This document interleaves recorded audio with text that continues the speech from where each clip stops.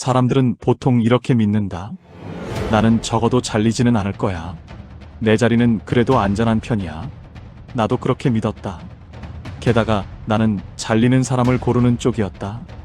내가 서류 한 장에 빨간 줄을 긋고 도장을 찍으면 어떤 사람은 자리에서 내려오고 어떤 사람은 감옥으로, 어떤 사람은 아예 지도에서 사라졌다. 나는 그런 결정을 수십 번, 수백 번 하면서 살았다. 그러면서도 이렇게 믿었다. 나는 이 체제를 지키는 사람이다. 나는 이 체제의 가장 안전한 편에 서 있다. 보시기 전 구독, 좋아요 한 번만 부탁드리고 영상 재밌으셨다면 댓글에 화이팅 한번 부탁드립니다. 내가 늘 남의 이름만 보던 그 숙청 리스트 안에서 내 이름 세 글자를 보게 됐다. 그 순간 나는 깨달았다. 내가 서 있던 자리, 결코 안전한 자리가 아니었다는 것을. 아무도 솔직하게 말해주지 않지만 이 세상에는 이런 자리가 있다. 겉으로는 가장 안전해 보이지만 실제로는 문제가 터졌을 때 가장 먼저 잘려나가는 자리. 나는 그 자리에 있었다. 그리고 그 자리에서 도망치기 위해 탈북을 택했다. 이 이야기는 북한 노동당 조직 지도부 고위 간부였던 내가 어쩔 수 없이 탈북할 수밖에 없었던 과정, 그리고 한국에 와서 머릿속이 완전히 뒤집힌 순간들까지 처음부터 끝까지 내 입으로만 풀어내는 이야기다. 처음부터 말해야 할 것 같다. 내 이름은 리태성이다. 북한에서는 노동당 조직 지도부에서 일했다. 호칭으로만 보면 지도원이라는 표현이 붙었지만 실질적인 대우는 부부장급에 가까웠다. 남한식으로 표현하자면 고위 공무원, 군 간부, 주요 기관 책임자들의 인사 파일을 들여다보고 누구를 올리고 누구를 내릴지, 누구를 문제인물로 분류할지를 한 줄로 정리하는 사람이었다. 내 책상 위에는 항상 철제 서류함에서 꺼낸 두꺼운 파일들이 쌓여 있었다. 그 파일 한 권에는 한 사람의 거의 모든 인생이 담겨 있었다. 어디 출신인지, 부모는 무슨 일을 했는지, 전쟁 때 누가 어떤 선택을 했는지, 군대에서는 어떤 평가를 받았는지, 어느 모임에서 어떤 발언을 했는지, 장마당에 자주 나가는지, 친척 중에 중국에 간 사람이 있는지, 그리고 심지어 자녀가 어느 학교에서 누구와 어울리는지까지. 나는 그 모든 기록을 읽고 빨간 펜을 들었다. 문제없음, 추가 관찰, 사상 이완 의심. 내가 이 세 글자를 어떻게 쓰느냐에 따라 그 사람의 인생이 갈렸다. 어떤 날은 서류 맨 끝에 이렇게 적혀 있었다. 조사 결과 혁명적 원칙에 어긋나는 행위를 한 것이 명백함. 간부 사업 대상에서 제외할 것을 건의함. 그 아래에는 도장을 찍을 공간이 있었다. 그 공간에 내가 도장을 찍는 순간 그 사람은 더 이상 우리가 아는 정상적인 인생을 살지 못하게 된다. 어떤 사람은 단지 자리에서 밀려나는 선에서 끝난다. 그러나 어떤 사람은 그 도장 하나로 보위부에 넘겨지고 어디론가 끌려가 다시는 모습을 보이지 않는다. 나는 그걸 너무 잘 알았다. 그럼에도 어느 순간부터 그 도장을 찍는 일이 거의 기계적인 일이 되어버렸다. 처음 몇 번은 손이 떨렸다. 하지만 어느 정도 시간이 지나자 나는 도장을 찍으면서도 딴 생각을 할 수 있는 사람이 되어 있었다. 오늘 저녁에는 무슨 반찬이 나올까? 내일 회의에서는 누가 혼나겠지 같은 사소한 생각들을. 그 과정에서 내가 무슨 일을 하고 있는지는 의도적으로 깊게 생각하지 않으려 했다. 그 생각을 깊게 파고들면 잠이 오지 않을 것 같았기 때문이다. 내가 그렇게 살 수 있었던 가장 큰 이유는 하나였다. 나는 안전한 편이다. 나는 내 자신을 그렇게 믿고 있었다. 내 출신 성분은 그럭저럭 깨끗했다. 전쟁 때 특별히 문제되는 행동을 한 가족도 없었다. 나는 공부를 잘했고 당에서 시키는 것을 잘 수행했고 공개적으로 이상한 소리를 한 적도 없었다. 무엇보다 나는 늘 위에서 시키는 역할을 정확하게 해냈다. 누군가를 문제인물로 만들라고 하면 만들었고 누군가를 높이 올리라고 하면 올렸다. 애초에 중요한 결정은 이미 위에서 내려오고 나는 그 결정에 논리와 형식을 갖춰주는 역할을 했다. 그래서 내 머릿속에는 이런 공식이 있었다. 나는 이 시스템의 안쪽에 있다. 그러니 이 시스템이 아무리 잔인하더라도 칼날은 나를 비껴갈 것이다. 그러니 탈북이라는 단어는 오랫동안 나와는 상관없는 단어였다. 내 기준에서 탈북은 굶주리고 갈 곳 없는 사람들이 목숨 걸고 뛰쳐나가는 행동이었다. 내가 관리하고 감시하는 대상들의 선택이었다. 나는 지키는 쪽이었다. 그냥 그렇게 믿고 있었다. 생활도 그 믿음을 뒷받침해줬다. 나는 평양 대동강변이 내려다 보이는 간부용 아파트에서 살았다. 아침에 눈을 뜨면 창 밖으로 강 위에 비친 햇빛이 보였다. 겨울에는 창문 밖에 서리가 껴 있었지만 방 안은 늘 따뜻했다. 다른 주민들이 난방이 안 돼 이불에 옹기종기 모여 있는다는 얘기를 듣긴 했지만 내 집에서는 그런 일이 없었다. 부엌에는 기본적인 배급 외에도 내 자리 때문에 들어오는 여러 가지 물건들이 있었다. 해외에서 들어온 과자, 병에 든 음료, 가끔은 캔에 들어있는 고기. 아내는 간부 부인들 모임에 가서 이번 달에 들어온 사과는 조금 싱겁다고 농담처럼 말하곤 했다. 그 농담 뒤에 어떤 현실이 있는지는 굳이 생각하지 않으려 했다. 출근 시간에 맞춰 검은색 승용차가 아파트 앞에 서 있었다. 운전사는 항상 내보다 먼저 와서 차를 예열해 놓고 있었다. 나는 계단이나 엘리베이터를 내려와 곧바로 차 문을 열고 탔다. 차 안에서 나는 길거리의 사람들과 따로 떨어진 세계에 속해 있었다. 창밖으로는 줄을 서 있는 사람들, 장마당으로 향하는 사람들, 교복을 맞춰 입은 학생들이 보였다. 그러나 차 안에서 나는 그들과 같은 공기를 마시면서도 다른 세계에 있는 사람처럼 느껴졌다. 가끔은 특각에 들어가는 날도 있었다. 지도부 회의나 중요한 행사 때 나는 상대적으로 가까운 자리에서 보고를 올리는 역할을 맡았다.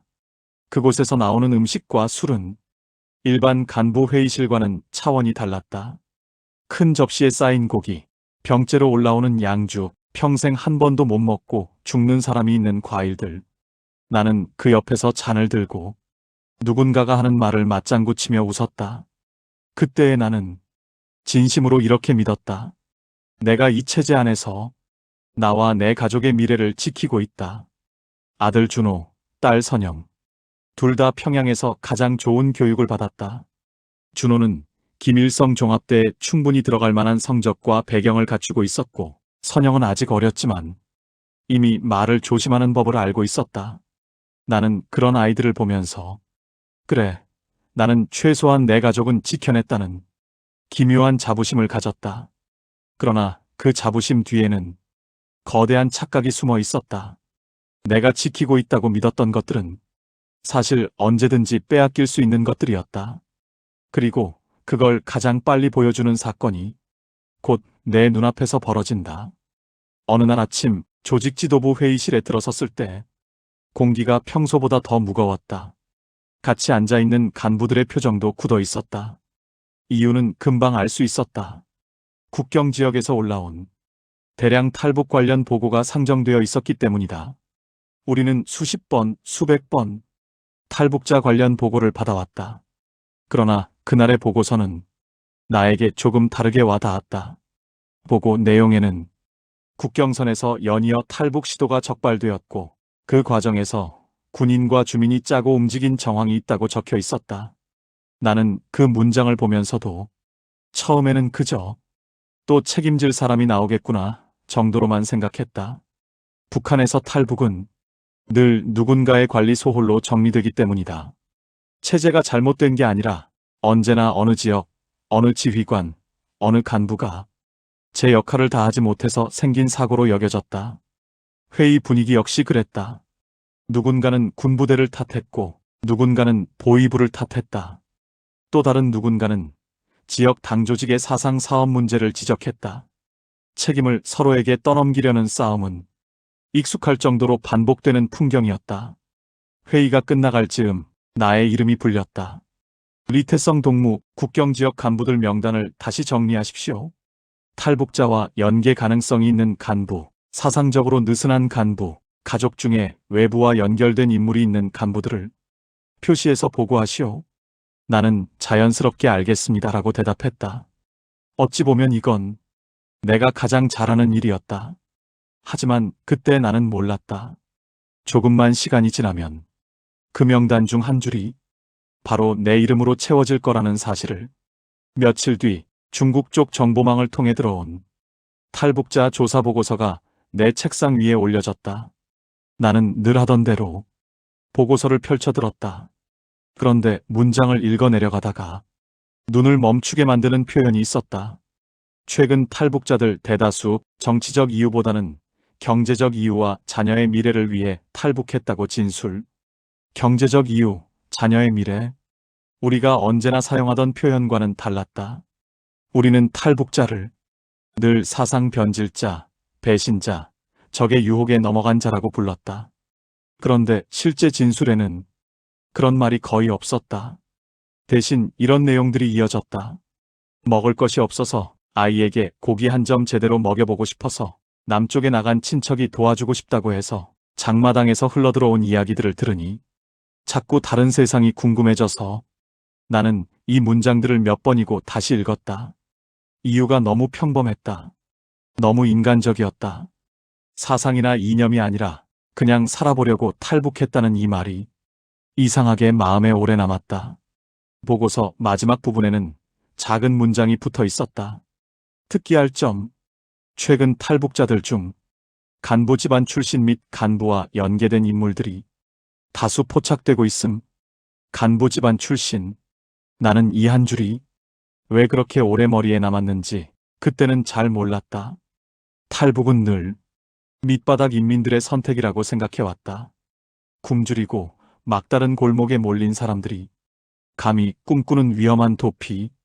그런데 이제는 나와 비슷한 계층 혹은 그 주변에 있던 사람들이 그 길을 선택하기 시작했다는 뜻이었다. 보고서를 덮고 난 뒤에도 그 문장이 자꾸 떠올랐다. 간부 집안 출신 탈북자. 이 말은 내가 서 있던 자리와 탈북이라는 단어 사이의 거리를 조금씩 좁혀놓기 시작했다. 당시에는 그게 내 삶의 방향을 통째로 바꿔놓을 전조라는 걸 전혀 몰랐다. 그 일은 그 보고서를 읽고 며칠 지나지 않아 일어났다. 늦게까지 회의를 마치고 집에 도착한 밤이었다. 현관문을 열자 집안은 대체로 고요했다. 그러나 귀를 기울이자 희미하게 어떤 소리가 들렸다. 말소리, 음악, 웃음소리. 조선말이긴 한데 어딘가 억양이 다르다고 느껴졌다. 평양 말투가 아니라 우리가 선전에서 남조선 괴뢰들의 말투라고 부르던 그 소리였다. 나는 소리가 나는 쪽으로 걸어갔다. 준호의 방 문틈 아래에서 희미한 빛이 새어나오고 있었다. 시간은 이미 자정이 훌쩍 지나 있었다. 문 앞에 서서 잠깐 숨을 고르다가 나는 천천히 손잡이를 돌렸다. 문이 열리면서 작은 화면 한쪽에 남한 드라마 장면이 떠 있는 것을 보게 됐다. 젊은 남녀가 다투고 있었고 배경에는 우리가 한 번도 본 적 없는 화려한 거리와 카페가 보였다. 사람들이 아무렇지 않게 웃고 떠드는 모습. 화면을 보는 내 눈과 나를 돌아보고 놀라는 준호의 눈이 마주쳤다. 그 순간 내 머릿속에 여러 가지 생각이 동시에 지나갔다. 이게 우리 집안까지 들어왔구나. 보이부가 이걸 알게 되면 어떻게 되는지 너무 잘 아는데. 내가 관리하는 대상이 아니라 내 아들이 이걸 보고 있다. 나는 반사적으로 화면에 다가가 전원을 꺼버렸다. 방이 갑자기 조용해졌다. 나는 입을 열어 준호에게 이것저것 물었다. 왜 이런 걸 보고 있었는지, 얼마나 자주 보는지, 누가 가져다 줬는지. 준호는 대답하면서 자기 나름대로의 이유를 말했다. 남조선이 어떤 곳인지 그냥 궁금했고 학교에서 배운 내용과 너무 달라 보여서 확인해보고 싶었다고 했다. 그 말이 머리로는 이해됐지만 가슴속에서는 불편하게 엉겼다. 준호는 나를 향해 이런 질문도 던졌다. 자기가 보는 그 화면 속 사람들은 보기에는 우리보다 훨씬 풍족해 보이고 가게에는 물건이 넘쳐나 보이고 사람들은 자유롭게 웃고 떠드는 것처럼 보이는데 정말로 우리가 배우는 것처럼 지옥이라고 부를 수 있냐고. 나는 즉각적으로 우리가 늘 쓰던 말을 꺼냈다. 적들의 선전이라는 말, 허영에 빠진 자본주의의 껍데기라는 말, 실제로는 남한 노동자들이 고통받고 있다는 말. 입은 자동적으로 움직였지만 머릿속 한켠에서는 아까 보고서 속 글자들이 다시 떠올랐다. 경제적 이유, 자녀의 미래. 준호는 내 말을 다 듣고 난 뒤 내 눈을 한참 바라보더니 마치 판결을 내리듯 말했다. 자기가 보기에는 내가 나라를 지키는 것이 아니라 사람들이 도망가고 싶은 나라를 만드는데 도장을 찍고 있는 것 같다고.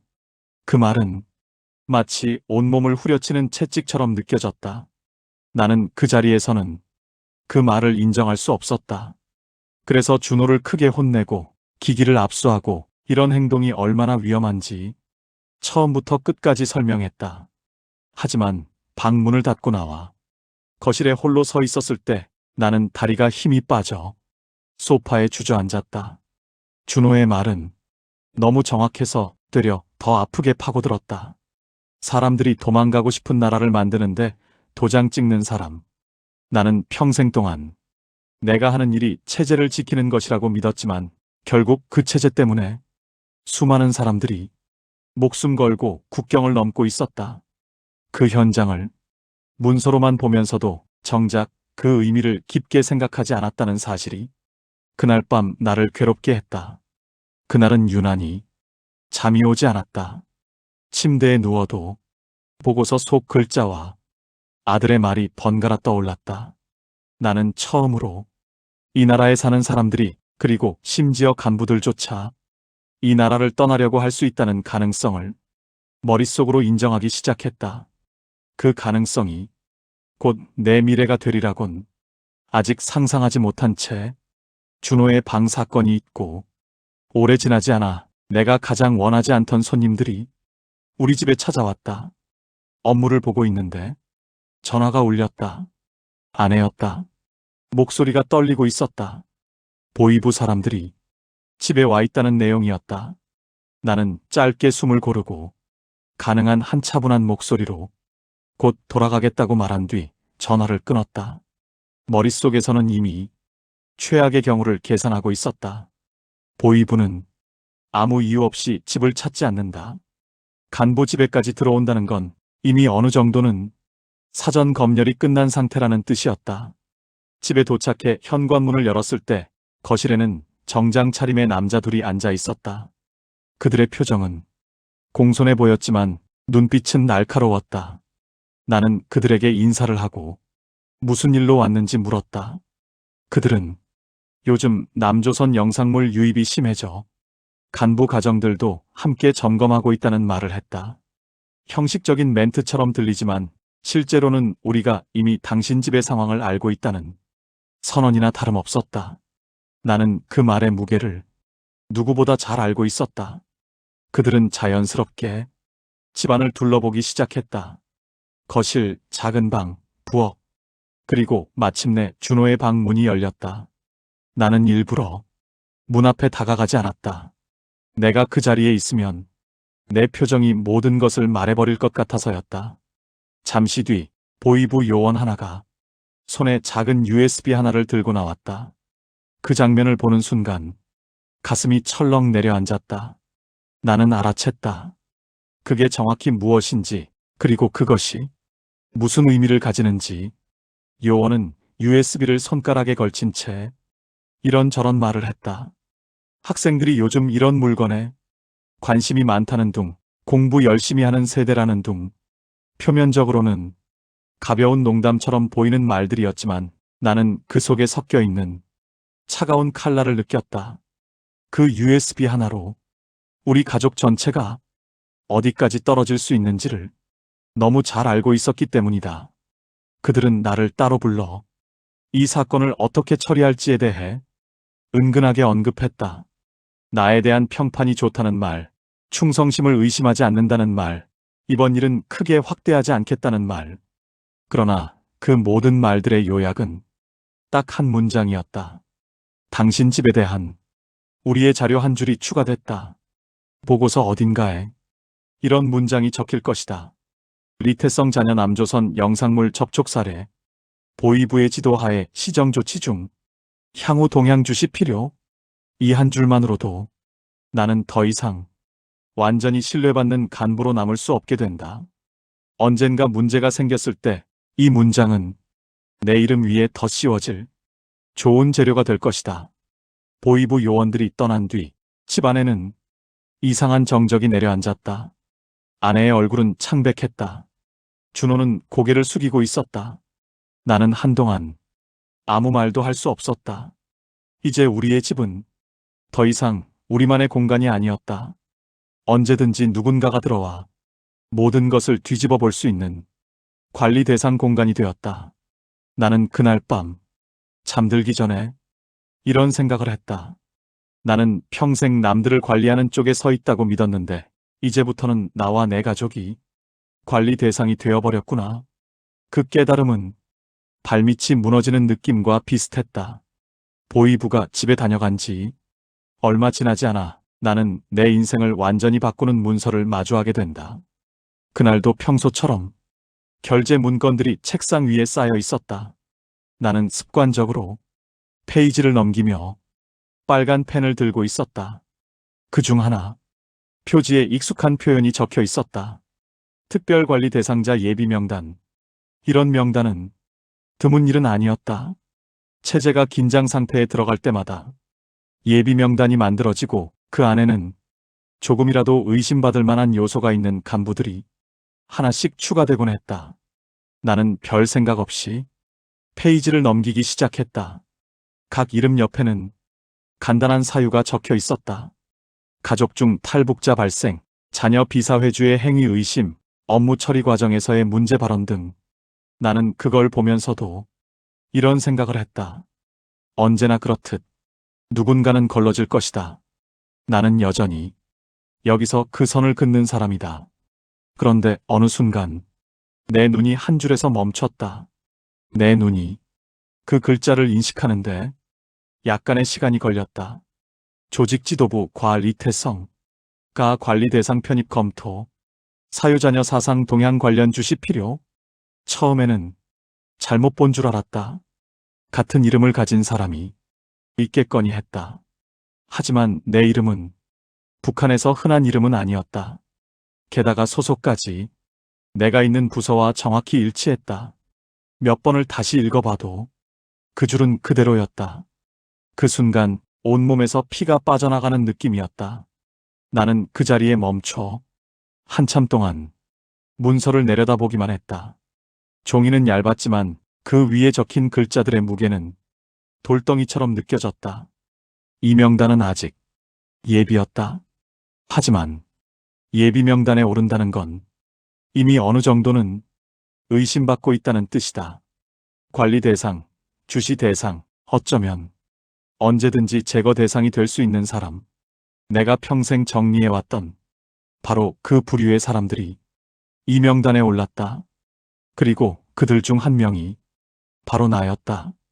이제 나는 남들의 운명을 결정하는 사람이 아니라 남들이 나의 운명을 결정할 수 있는 사람이 되어 있었다. 그날 저녁 나는 오래된 친구이자 보이부에서 일하는 최강혁을 만났다. 우리는 대학 동기였다. 나는 당 쪽으로, 그는 보이부 쪽으로 갔다. 서로 다른 기관에서 일했지만 서로의 위치를 잘 알고 있었다. 술잔을 앞에 두고 그는 조심스럽게 말을 꺼냈다. 요즘 내 이름이 자기 눈에 자주 띈다는 식의 말을 했다. 직접적으로 말을 하지는 않았지만 나는 그 말 속에 어떤 메시지가 담겨 있는지 바로 알아들었다. 그는 위에서 내려오는 분위기를 누구보다 빨리 감지하는 위치에 있었다. 그가 나에게 조심하라는 식의 말을 한다는 것 자체가 이미 상황이 심상치 않다는 증거였다. 강혁은 충성도니 실적이니 하는 문제보다 요즘에는 문제가 생겼을 때 누구에게 책임을 씌우기 좋냐가 더 중요한 기준이 되고 있다고 말했다.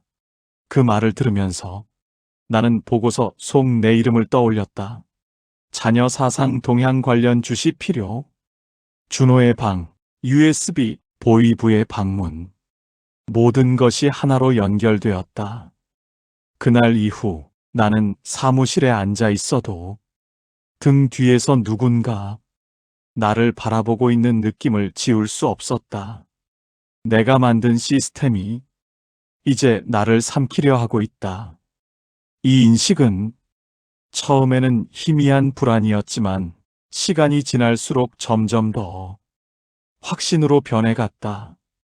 나는 평생 탈북이라는 단어를 다른 사람의 이야기로만 들었다.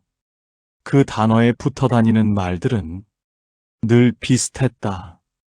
배신, 변절, 반역.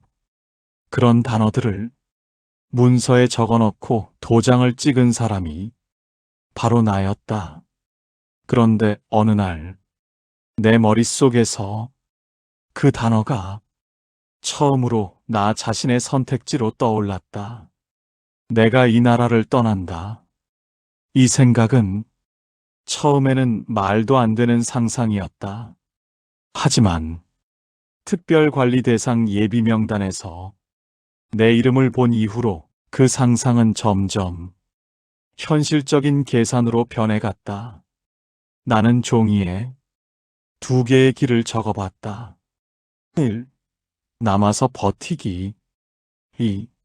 도망치기. 남아서 버틴다는 것은 내가 잘 알고 있는 길이었다. 아무 일도 없었던 듯이 문서를 보고 회의에 참여하고 보위부와 당의 지시에 따라 사람들을 계속 정리해 나가는 생활. 겉으로는 아무 변화도 없는 것처럼 보일지 몰라도 그 안에서는 내 이름 위에 점점 더 많은 기록이 쌓일 것이다.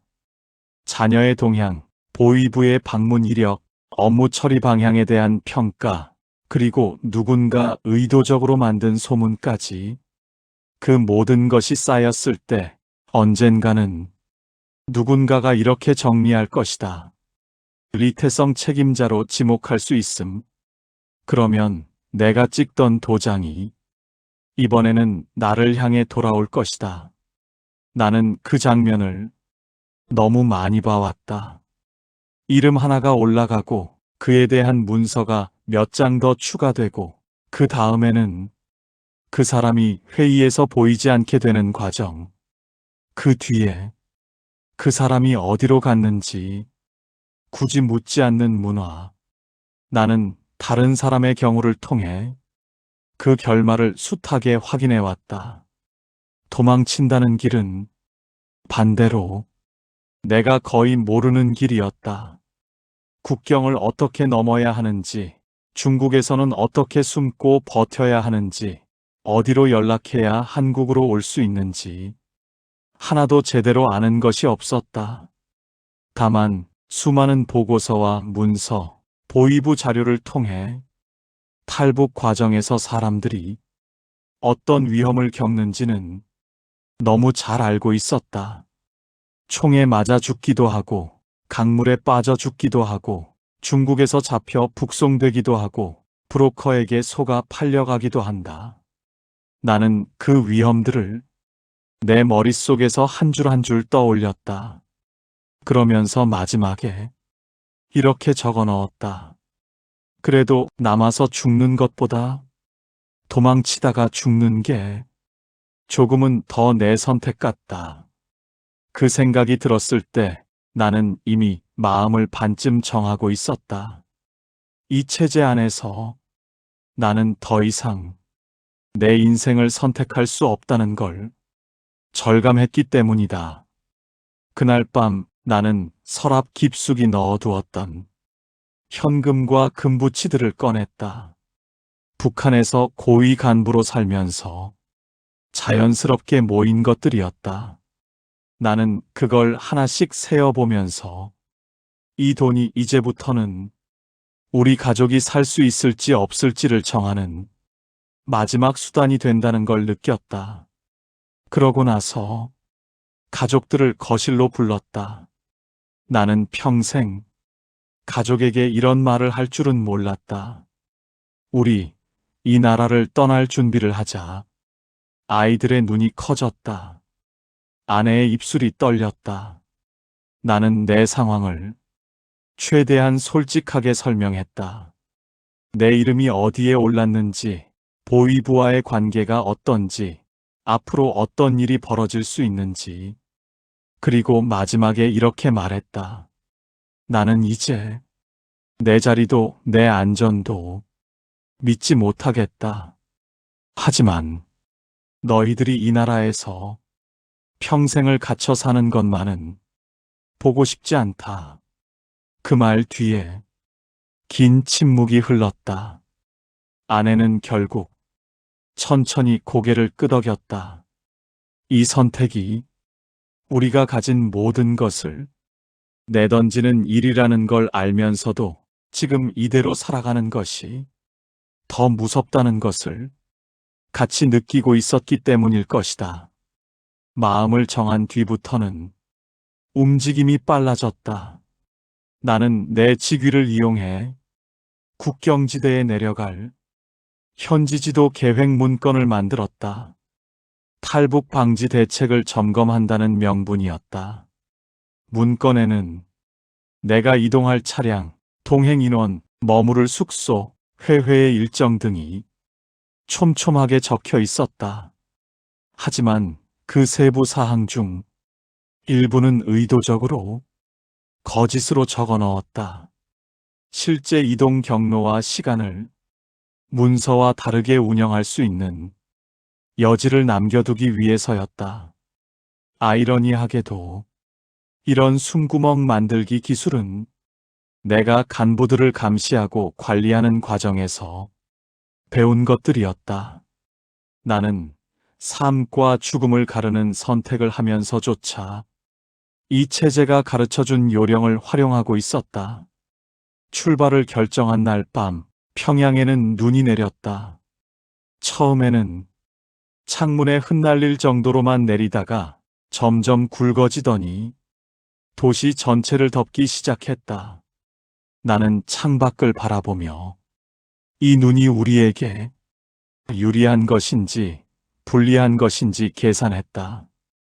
눈이 많이 오면 시야가 제한되어 우리를 찾기 어려워질 수 있지만 동시에 발자국이 너무 또렷하게 남는다.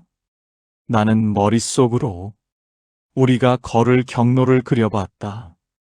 어디서 일부러 되돌아가 발자국을 꼬아둘지, 어디에서는 눈 위에 발자국을 덜 남기기 위해 바위나 돌 위를 밟고 갈지, 그런 생각을 하고 있는 나 자신이 웃기기도 했다. 조직 지도부 고위 간부가 이제는 도망치는 도둑처럼 발자국 남길까봐 걱정하고 있었으니까. 출발 당일 군부대에서 제공한 차량이 우리 집으로 왔다. 겉으로 보기에는 그냥 평범한 간부 출장 준비였다. 나는 평소처럼 외투를 입고 가죽 장갑을 끼고 서류 가방을 들고 나왔다. 아내와 아이들은 함께 동행하는 것으로 처리되어 있었다. 문서상으로는 가족과 함께 현지 지도를 내려가는 것으로 되어 있었기 때문에 누구도 이상하게 보지 않았다. 차량에 올라타면서 나는 마음속으로 집안을 한 번 더 떠올렸다. 이 집에 다시 돌아올 수 있을까?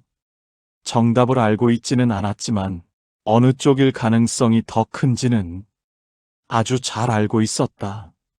차량이 출발했고 눈 덮인 평양 거리를 벗어나 국경 쪽으로 향했다. 가는 길에 몇 개의 검문소를 지나야 했다. 각 검문소에서 군인들이 다가와 통행증을 확인했다. 우리 차량에는 조직 지도부 리태성 동지 현지 지도라는 문서가 붙어 있었고 군인들은 그 이름을 보고 태도가 바뀌었다. 그들은 우리에게 길을 비켜주고 조심히 가라며 인사를 했다. 그 장면이 기묘하게 느껴졌다. 이 체제가 나에게 준 권위, 나를 지켜주는 줄 알았던 그 신분이 지금은 이 체제를 탈출하는데 가장 큰 무기가 되고 있었다. 국경 근처의 숙소에 도착했다. 문서상으로는 그곳에서 며칠 머물며 군 지휘부와 회의를 하고 사상 사업을 점검하게 되어 있었다. 하지만 우리의 계획은 그날 밤 바로 움직이는 것이었다. 숙소 안에서 우리는 최대한 티를 내지 않으려 했다. 나는 평소처럼 서류를 들여다보는 척 했고, 아내와 아이들은 피곤한 척 침대에 누워 있었다. 밖이 조용해지고 군인들의 교대 시간 무렵이 될 때까지 우리는 숨을 죽이고 기다렸다. 마침내 시간이 되었다고 판단했을 때 나는 작은 배낭을 들고 가족을 깨웠다. 가방 안에는 최소한의 옷과 현금, 금부치, 그리고 중국 브로커 연락처가 적힌 종이 한 장이 들어 있었다. 우리는 숙소 뒤편 작은 쪽문으로 나와 눈 덮인 언덕 쪽으로 향했다. 찬바람이 얼굴을 사정없이 때렸다. 발자국이 선명하게 남았다. 나는 일부러 몇 번 되돌아가며 발자국을 엉키게 만들었다. 다른 방향으로 간 것처럼 보이게 하기 위해서였다. 국경으로 다가갈수록 심장은 더 빨리 뛰었다. 멀리서 군 초소의 불빛이 보였다. 강둑에 다다르자 눈 덮인 경사 아래로 얼어붙은 강이 보였다. 얼음 위에는 눈이 수북이 쌓여 있었다. 겉보기에는 단단해 보였지만 어디가 약한지 알 수 없었다. 우리는 잠시 멈춰 서서 강 쪽을 바라봤다. 내가 평생 문서로만 보고하던 그 강, 수많은 탈북자들이 목숨 걸고 건넜다가 어떤 사람은 건너고 어떤 사람은 얼음 밑으로 사라졌던 곳. 이제 나는 그 얼음 위에 직접 발을 올려놓으려고 하고 있었다. 강둑에 서 있는 시간이 길어질수록 되돌아가고 싶다는 본능이 고개를 들었다. 그러나 되돌아간다고 해서 안전해지는 것은 아니었다. 이미 내 이름은 명단 위에 올라가 있었고 보위부의 기록 속에도 남아 있었다. 이제 돌아간다면 우리는 여기가 아니라 어디 다른 곳의 어두운 방에서 조사를 받고 있을지도 모른다. 나는 결심을 굳히고 얼음 위로 첫 발을 내디뎠다. 발밑에서 미세한 삐걱거리는 소리가 났다. 눈에 덮여 있었지만 밑에는 깨질 수도 있는 얼음이 있었다. 나는 뒤를 돌아 가족들을 보며 천천히 따라오라고 손짓했다. 우리는 조심스럽게 한 발 한 발 앞으로 나아갔다. 얼음 위에 쌓인 눈이 발자국 소리를 어느 정도 죽여주었다. 그러나 동시에 발걸음을 더 무겁게 만들었다. 강 중간쯤에 다다랐을 때였다. 멀리서 군인들의 목소리가 들렸다. 자세히 들리지는 않았지만 경계 교대 중인지 어디선가 웃음 섞인 말소리가 들렸다. 그 소리가 멀어지기를 기다릴 여유는 우리에게 없었다. 조금 더 앞으로 가려는 순간 어디선가 날카로운 외침이 들렸다. 누군가 이쪽을 향해 거기 누구냐라고 묻는 소리 같았다. 말이 정확히 들리지 않았어도 그 소리가 갖고 있는 의미만큼은 온몸으로 느껴졌다. 시간이 멈춘 것 같았다. 나는 머릿속으로 빠르게 계산했다. 지금 이 자리에서 멈추면 손전등 불빛과 총구가 곧 이쪽을 향할 것이다. 뒤로 돌아갈 시간은 없다. 남은 선택지는 앞으로 달리는 것뿐이었다. 나는 숨을 크게 들이마시고 속으로 짧게 말했다. 이제다. 그리고 온 힘을 다해 뛰기 시작했다. 발밑에서 얼음이 깨지는 듯한 소리가 들렸다. 어디선가 총성이 울렸다. 그 소리가 얼음과 눈에 부딪혀 울리는 소리를 들으면서도 나는 멈추지 않았다. 뒤를 돌아볼 생각도 하지 않았다. 오직 눈앞의 강 반대편만을 바라보며 미친 듯이 뛰었다. 한순간 발밑 얼음이 푹 꺼지는 느낌이 들었다. 다행히 완전히 빠지지는 않았지만 살얼음 조각들이 튀어올랐다. 몸이 중심을 잃을 뻔했지만 나는 이를 악물고 균형을 잡았다. 옆에서 아이들의 헉헉거리는 숨소리가 들렸다. 나는 손을 뻗어 아이의 팔을 잡아 끌며 끝까지 함께 나가려고 했다. 얼마나 뛰었는지 모를 정도로 시간 감각이 사라졌을 때 발밑의 얼음이 끝나고 단단한 땅이 느껴졌다. 우리는 눈 덮인 중국 땅 위에 서 있었다. 그 순간 눈물이 핑 돌았다. 하지만 울 시간은 없었다. 여전히 강 건너편에서는 군인들이 소리치고 있을 가능성이 컸다. 우리는 곧장 나무와 바위 사이로 몸을 숨기며 더 안쪽으로 이동했다.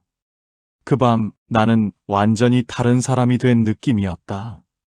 몇 년 전까지만 해도 사람들의 이름에 도장을 찍던 간부가 이제는 국경을 몰래 넘는 도망자가 되어 있었다. 국경을 넘어 중국 땅에 들어선 순간부터가 또 다른 전쟁의 시작이었다. 우리는 중국 공안에게 잡히지 않기 위해 숨어 다녀야 했고, 동시에 조선 보위부의 손길이 중국 땅까지 뻗쳐 있다는 사실도 잘 알고 있었다. 중국에서의 여정은 긴장과 공포의 연속이었다. 낯선 언어, 낯선 얼굴, 익숙하지 않은 도시 구조. 그 속에서 한 사람, 한 사람을 믿을지 말지를 끊임없이 판단해야 했다. 브로커를 통해 한국으로 갈 수 있는 길을 찾았고, 그 과정에서 우리가 가진 돈 대부분이 나갔다. 그러나 그 돈이 단지 돈이 아니라 우리 생명과 직결되어 있다는 걸 알았기에 내려놓을 수밖에 없었다. 그렇게 여러 단계를 거쳐 마침내 한국 땅에 도착했을 때 처음 느낀 감정은 해방감보다는 멍함에 가까웠다. 너무 많은 걸 한꺼번에 잃었고 너무 많은 걸 한꺼번에 얻는 상황이었기에 어떤 감정을 먼저 느껴야 할지 잘 모르겠었다. 한국에 도착하자 당연히 조사가 있었다. 나는 내 과거를 숨길 수 없었다. 북한에서 어떤 직책을 맡았는지, 어떤 업무를 했는지, 어떤 문서를 결제했는지, 그걸 숨긴다는 것 자체가 불가능했고, 설령 숨긴다 해도 금방 들통날 것이 분명했다. 그래서 나는 있는 그대로 말해야 했다. 그 말을 하면서 나는 내 과거를 다시 한번 정면으로 마주하게 됐다. 누구에게 어떤 도장을 찍었고 그 도장이 어떤 결과를 낳았을지 남한 조사관들은 내 말을 조용히 들었다. 그들의 눈빛 속에는 단순한 호기심만이 아니라 복잡한 감정이 섞여 있었다. 나는 그 눈빛을 보며 부끄러움과 안도감을 동시에 느꼈다. 적어도 여기서는 내가 한 일을 놓고 정면으로 질문을 받을 수 있었다. 북한에서는 누구도 내게 당신이 한 일이 옳다고 생각하냐고 묻지 않았다. 하나원에서의 생활 동안 나는 한국 사회에 대한 교육을 받았다. 그 과정에서 내가 평생 믿고 살았던 것들이 한 겹씩 벗겨졌다. 북한에서 배운 역사와 한국에서 설명하는 역사가 많은 부분에서 정반대로 서술되어 있었다. 처음에는 혼란스러웠다. 어느 쪽이 진실인지 단번에 알 수 없었다. 하지만 조금씩 현실을 보고 한국에서 실제로 사람들이 살아가는 모습을 보면서 나는 점점 어느 쪽 설명이 현실과 더 가까운지를 느끼게 됐다. 무엇보다 충격적이었던 건 한국 사람들이 자기 나라 지도자를 욕해도 아무 일도 일어나지 않는다는 사실이었다. 뉴스를 보다가 인터넷 댓글을 읽다가 식당에서 옆 테이블 대화를 듣다가 귀에 익지 않은 표현들이 계속 들려왔다. 그 표현들은 북한이라면 반역으로 해석될 만한 말들이었다. 그런 말을 아무렇지 않게 꺼내고 또 아무 일도 일어나지 않는 걸 보면서 나는 한동안 믿을 수가 없었다. 편의점이라는 공간도 나를 충격에 빠뜨렸다. 밤늦은 시각에도 불이 켜져 있고 누구든지 들어와서 편하게 물건을 고르고 카운터에 가져와 계산하고 나가는 곳. 그 안에는 각종 라면, 삼각김밥, 과자, 음료, 도시락이 가득 차 있었다.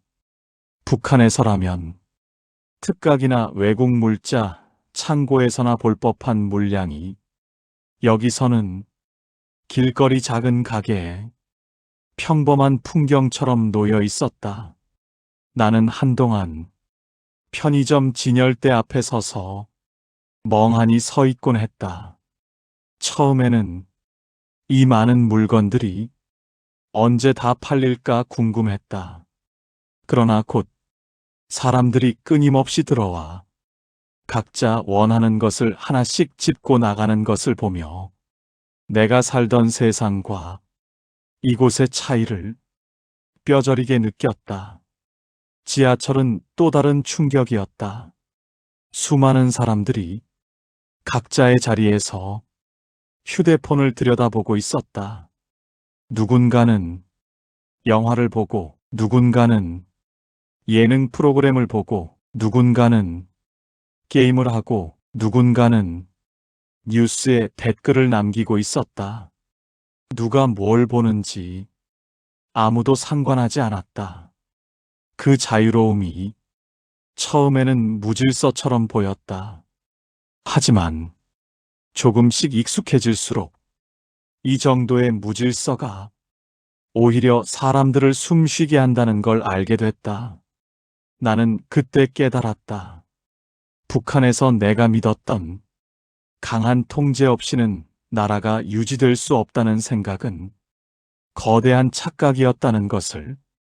사람들이 자신이 보고 싶은 것을 보고 하고 싶은 말을 하고 때로는 서로를 비난하고 욕하면서도 사회가 돌아갈 수 있다는 사실은 내 머릿속을 통째로 흔들어 놓았다. 이제 나는 북한에서의 삶을 뒤로하고 서울의 작은 방에서 내 과거를 돌아보고 있다. 하루하루가 쉽지는 않다. 북한에서의 지위와 한국에서의 나의 위치 사이에는 엄청난 간극이 있다. 거기서는 내가 누군가의 인생을 도장 하나로 바꾸는 사람이었다. 여기서는 하나의 작은 인생을 다시 시작하려 애쓰는 사람일 뿐이다.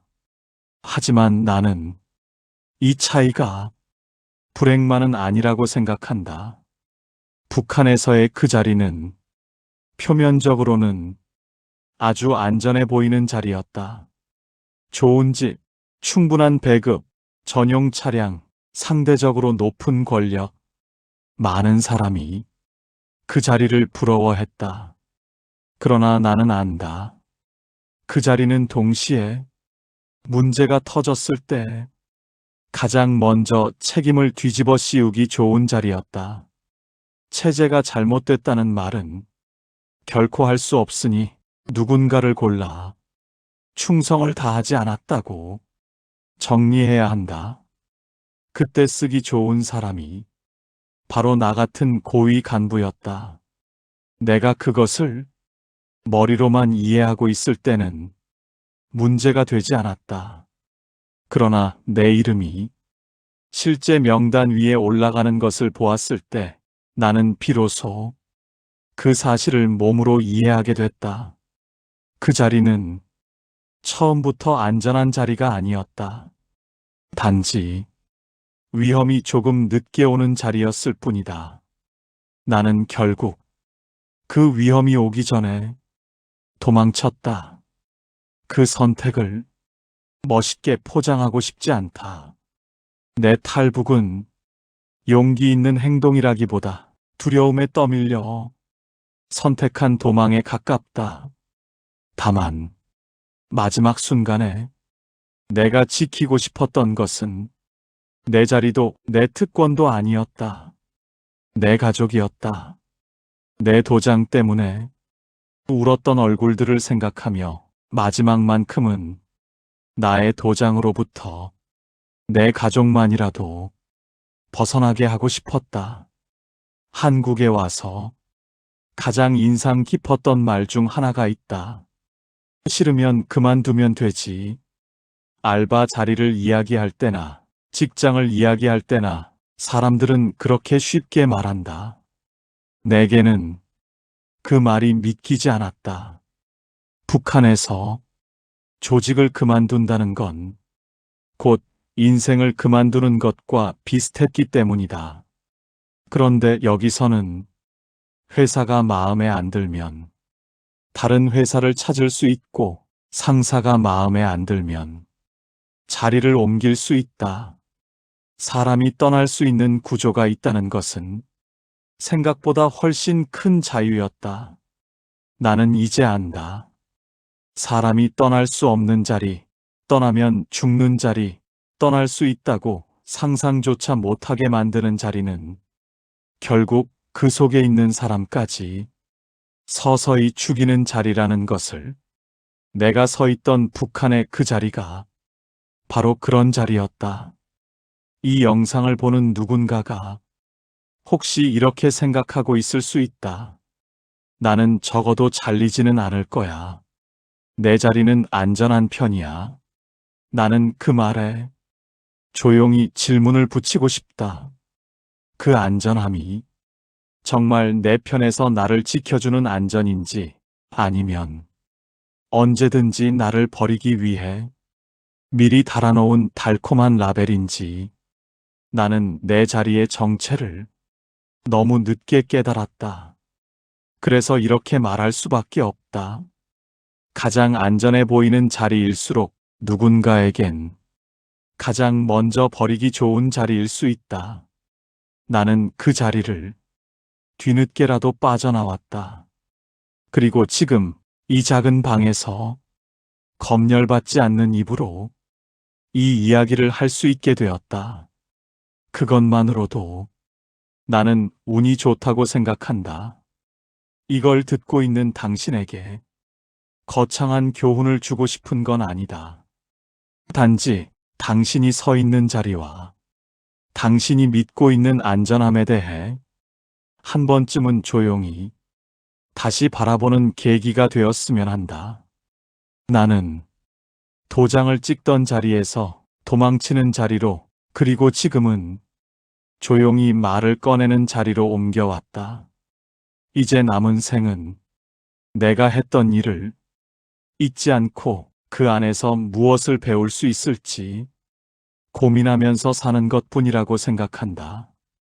그리고 이 이야기 역시 그 고민의 연장선이다. 여기까지가 북한 고위 간부였던 내가 어쩔 수 없이, 그러나 결국 스스로 선택해서 탈북을 택하게 된 이야기다.